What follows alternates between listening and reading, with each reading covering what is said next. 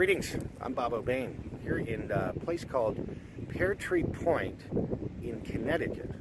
Now, Connecticut's sort of an interesting state. It's east of New York City, and it has a lot of poverty. There's some cities like Waterbury and Bridgeport that are not in very good shape, and but there are pockets here just outside of New York City that may be some of the wealthiest neighborhoods in the world.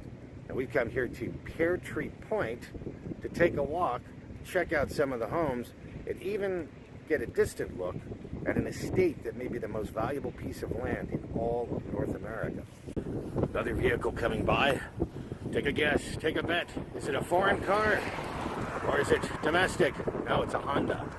We're in Pear Tree Point. I'm sure that has to be one of the servants' cars. Anybody living here without a Mercedes-Benz, BMW, or Bentley is, well, really not part of the club. Definitely a lot of big dollar folks here in Pear Tree Point. A little taste of Thomas Jefferson in Connecticut. Well, here is a little school called Pear Tree Point School. It was around for a long time, but it ended up closing this summer because I guess not enough cash.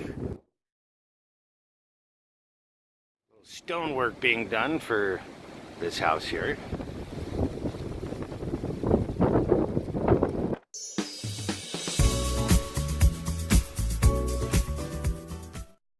Cute little cottage on the water, one of the smallest dwellings in the neighborhood. Well, if you don't like what you got, you can always tear it down and build something new.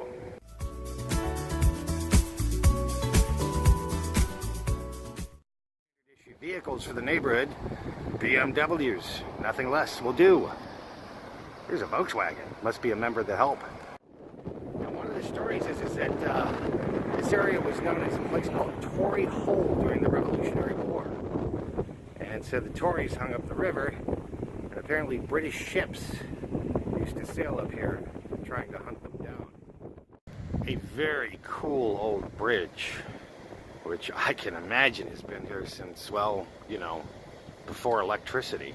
Here in Pear Tree Point is one of the most grand estates in all the Northeast. They say this is probably some of the most valuable property. It may be over 100 acres or more, but it is known as Great Island. And it's on the water in Connecticut, only 30 miles outside of New York. And this is the entrance to Great Island. It even has this lovely stone gatehouse. Now this is the estate. Look at all this wide open land so close to New York. This is the old Dutch dairy barn that's on the estate. Long Island Sound behind it there. Word is out is that they are actually trying to sell the estate for somewhere around 100 to 150 million. If you ask different people, you get different answers. But apparently it's some of the most valuable real estate in the whole Northeast, or on the eastern seaboard, or whatever you want to say. More BMWs parked at the side of the road while the ladies take a walk.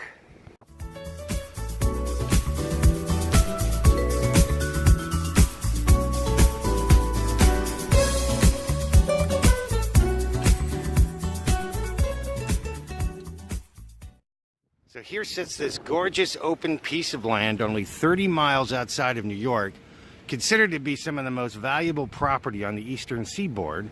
It's known as Great Island, but how did it get here? Who owns it?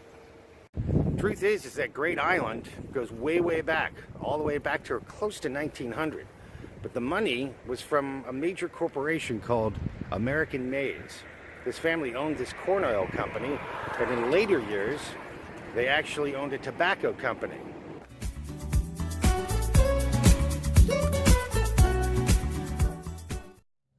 Looks like somebody's got dirty carpets. Someone's having a bad day. Now here's some talent. Look at this guy. Backing this thing straight down the street. Big dozer. What we're going to do now is walk all the way down to the end of the point on Pear Tree Point, and I will show you where Andrew Carnegie used to spend summers. Look at the water. Looks a little rough out on the Sound today. Like we said earlier, if you don't like it, rebuild it. I think that's what's happening here. day here. Not that many people out walking, only the brave. Here we had finally arrived to the end of Pear Tree Point.